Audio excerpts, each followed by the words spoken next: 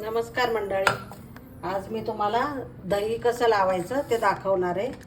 आणि उन्हाळा चालू झालेला आहे, त्याच्यामुळे आपल्याला घरात दही मस्त एकदम छान होतं. तर त्याच्यासाठी मी एक पातेलं घेतलं आहे आणि फुल क्रीमचं दूध घेतलेलं आहे. बघा, मी चितळेचं फुल क्रीम आहे हे बघा.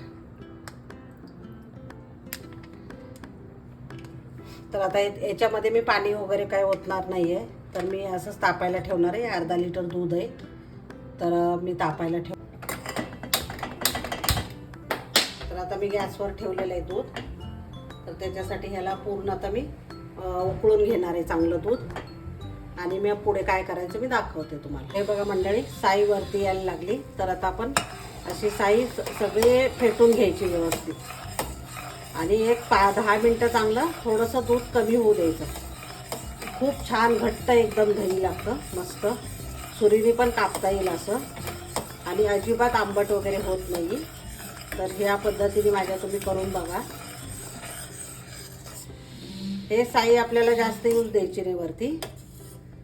हे फुल क्रीम दूध आहे, वरती साई जास्त यूज द्यायची नाही. असं करत आपल्याला 5 मिनटं फेटत म्हणजे मिक्स करत राहायचं व्यवस्थित. हे बघा, या पद्धतीने उकळत आहे बघा दूध.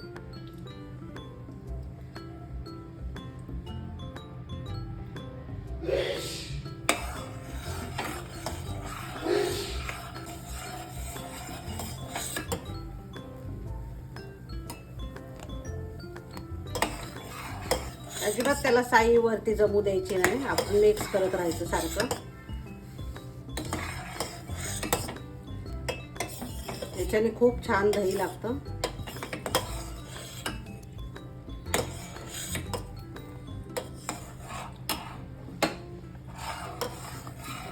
आता आपण गॅस बंद करायचा. 5 मिनिटच मी सगळं मिक्स केलेलं आहे व्यवस्थित.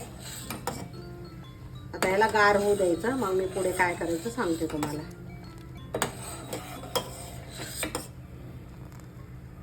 आता झालेलं आहे. आपण बघा, साई कुठे आलेली नाहीये साई.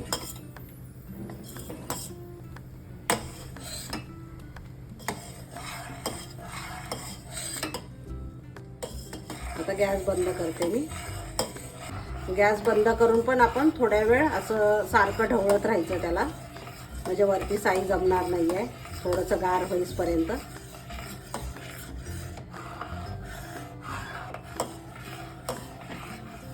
आणि हे आपण असं सोडलं तर मग वरती साई जमा होते, म्हणून आपण सारखं त्याला ढवळत राहायचंय थोडंसं गार होईपर्यंत. नंतर मग गार झाल्यावर काही साई जमा होणार नाहीये.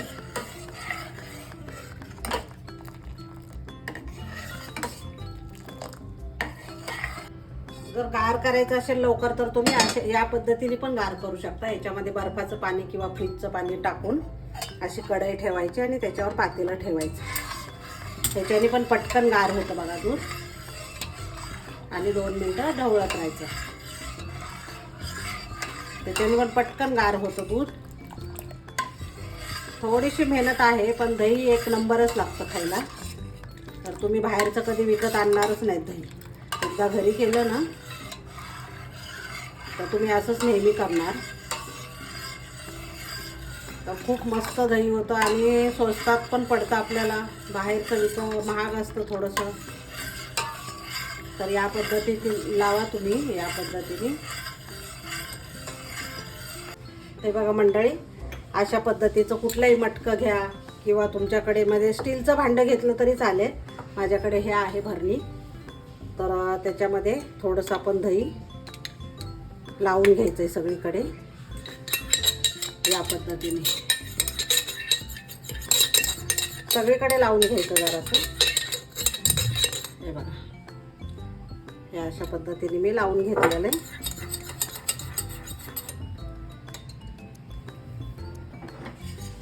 आणि आता हे दूध आहे ना, हे बघा, हे आपलं बोट एवढं म्हणजे त्याच्यामध्ये सहन होईल एवढं आपण गार केलेलं आहे दूध. जास्त पण एकदम गार करायचं नाही आणि जास्त गरम पण घ्यायचं नाहीये.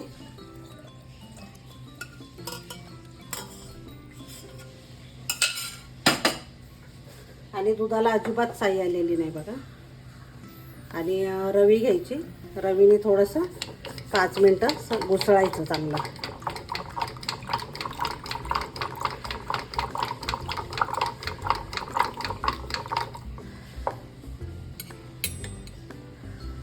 थोडंसं एवढंसं चमचा, मी आधी पण एवढंच लावलेलं आहे बघा आतून. जास्त पण नाही टाकायचं दही, कारण मग आंबट होतं. तर हे एवढ्या पद्धतीने टाकलं ना तुम्ही अर्ध्या लिटरमध्ये 1 चमचा, आणि चांगलं मिक्स करायचं व्यवस्थित. रवीने आपण ताक करतो ना त्या पद्धतीने. हे बघा. आणि आपण 4 तास जरी सोडलं ना बाहेर, 4 तास बाहेर ठेवायचं ह्याला, आणि झाकण लावून ठेवायचं. आता 4 तासामध्ये मस्त दही एकदम घट्ट लागतंय. तुम्हाला मी दाखवते नंतर 4 तासानंतर. हे बघा मंडळी, 5-6 तास झालेले दही लावलेलं, तर एकदम छान घट्ट लागलेलं आहे दही बघा. तुम्हाला दाखवते मी. हे बघा,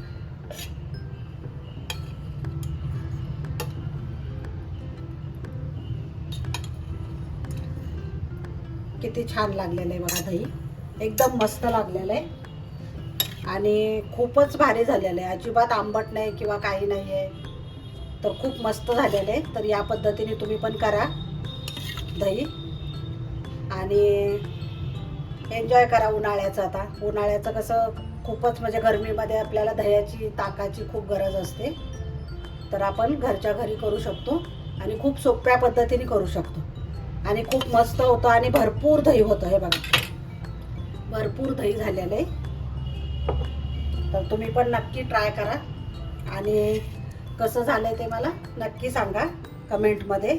दही पण खूप सुंदर झालेलं आहे, आणि माझं तर खूप सुंदर झालंय. तुमचं पण तसंच होणार, कारण हे सगळे जर तुम्ही स्टेप फॉलो केले तर छानच होणार, मस्त एकदम. तर बघा किती मस्त झालेलं आहे, आणि पांढरं शुभ्र एकदम.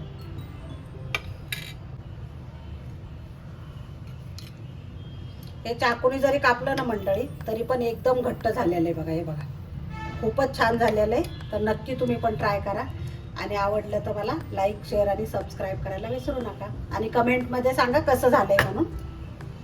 धन्यवाद.